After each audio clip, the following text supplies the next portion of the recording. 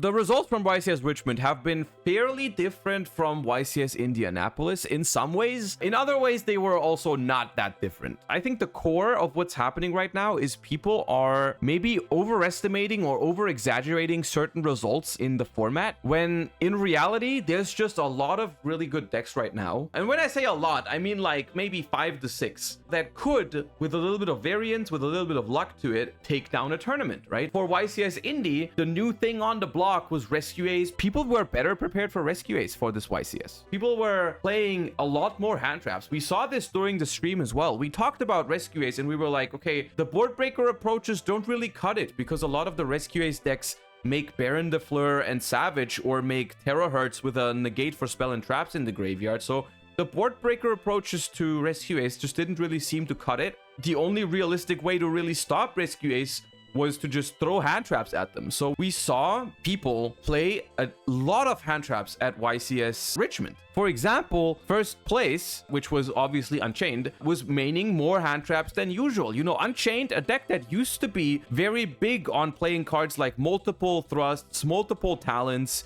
maybe even no hand traps at all. You know, the first iteration of Unchained, the one that Pac won the 3v3 with, I believe he played no hand traps, and now we're back to 11. I believe this is a response to the popularity of Rescue Ace, because you're not going to get very far against Rescue Ace with just talents and thrust. If they pull off the full combo, thrusting them is not going to do you any good, right? And so hand traps are back in the meta. As simple as it is, Unchained and Tier are two decks that are historically better against hand traps than other decks, right? Like Unchained plays through hand traps a decent amount, especially cards like Veiler or Imperm. They don't seem very strong against Unchained. I mean, Imperm is okay, but honestly, the best use of Impermanence against Unchained is to just keep it for your own turn, just to negate the Caesar, because Imperming any one of their cards is not going to stop them from playing unless it's Tour Guide and they don't have an extender, right? It's a very simple chain of people put more hand traps into their deck, and this is why Rescue Ace performed slightly worse and other decks like Unchained performed better at this particular YCS. And that's always the case in formats where there is a couple of decent decks. You have to kind of monitor these kind of developments and maybe try and be ahead of the curve, right? I'm in the same boat as a lot of people. I was surprised by the bad performance of, or like, I mean, it's not a bad performance, but like by the worst performance of Sinful Spell's Rescue Ace than at YCS Indy. Because I looked at YCS Indy and I was like, damn, Rescue Ace seems really nice with all the performance that it had. But then there were two options basically for people in the format. It was like either they start playing Rescue Ace, they all go wee woo, and we're gonna see even more Rescue Ace success, or they keep playing other decks and they prepare more for Rescue Ace, right? Which is what happened. That was the route that people took.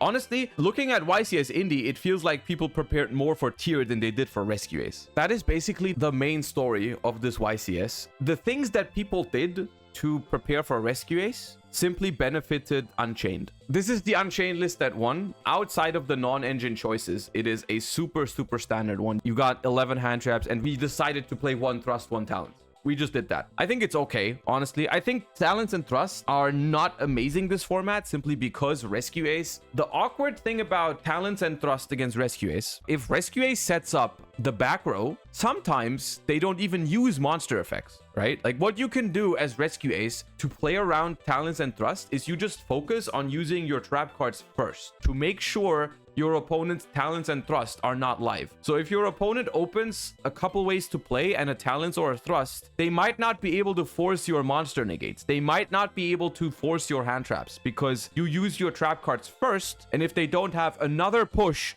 plus talents or thrust, they can't do anything with their talents or thrust, right? And that is the dangerous part about playing talents or thrust right now. On another note, talents or thrust are still looking to be really good going first because of the amount of hand traps that people are playing. There's been a huge resurgence of Effect Veiler in this tournament. We've seen so many Effect Veilers on stream as well. That makes talents pretty insane. Effect Veiler is a relatively, I don't want to say mediocre, but it's definitely not a high impact hand trap. Like you just Effect Veiler them and then you lean back and you pray, right? You're not like, ha, I Effect Veiler you, now you cannot play. It's not like that. It's not like a Droll and Lockbird situation or anything like that. It's like you Veiler them and then you pray to God that they pass their turn. And then if you get talents, it just feels awful, right? Here, second place as well. We see Nib again. We see Ash and Imperm again. So 9 hand traps once again. We see a smaller amount of thrust and talents once again, but still there are some. And we see Fenrir, but we see no contract package. I think it's better to play the contract. I think the contract is insane, but still looking at this list is more pleasing than looking at the first place list to me, because you know, this list is less cards, it's more lean, it doesn't have the brick in it. I would love to say that this list is better, but I still think that the contract package is just too powerful. By the way, I believe the reason why it's still good to play some amount of thrust or talents in your deck is because these are prosperity decks, right? So even if you play only smaller amounts of thrust and talents, as long as they are somewhere in your deck, you have a good chance of finding it with prosperity. If this wasn't a prosperity deck,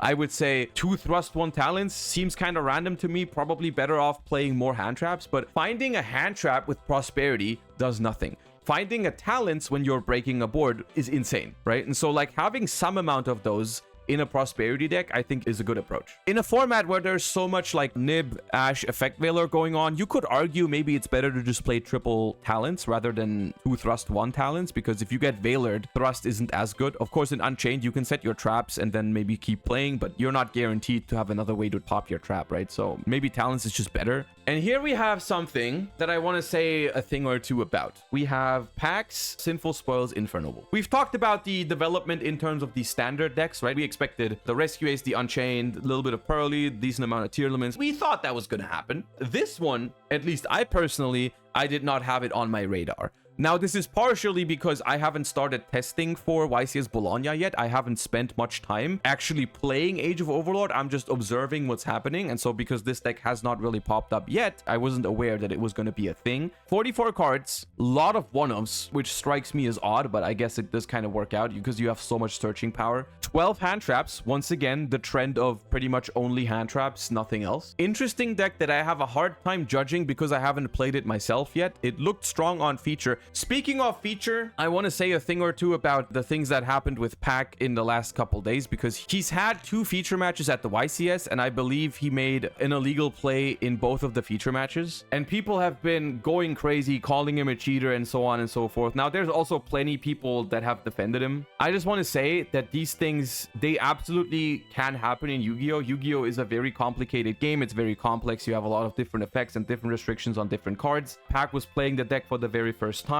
Feature matches are also like a more high pressure situation than regular matches. Like, it's completely fair to say that an illegal play happened, but I think that's where it should stop. Outright calling someone a cheater because they did an illegal activation on stream, almost every second person on stream would then be a freaking cheater, right? It is completely outrageous because these things happen constantly. We're all humans.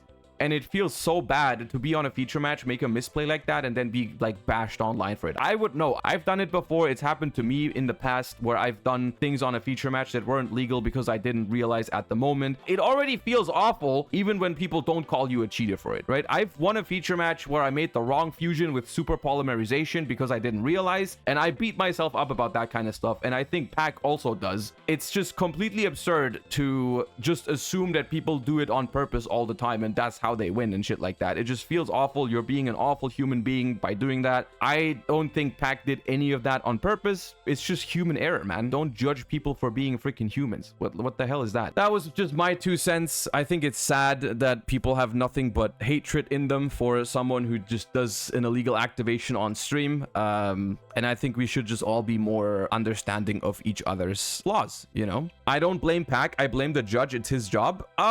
That is more understandable, but at another note, also the judge is a human, and also the judge does not know every single card by heart, right? You are right in saying it's the judge's job who's sitting there. You're not wrong for that, but even then, what's the point of going to town on the judge? Because clearly in that moment, he just missed it, which is human. So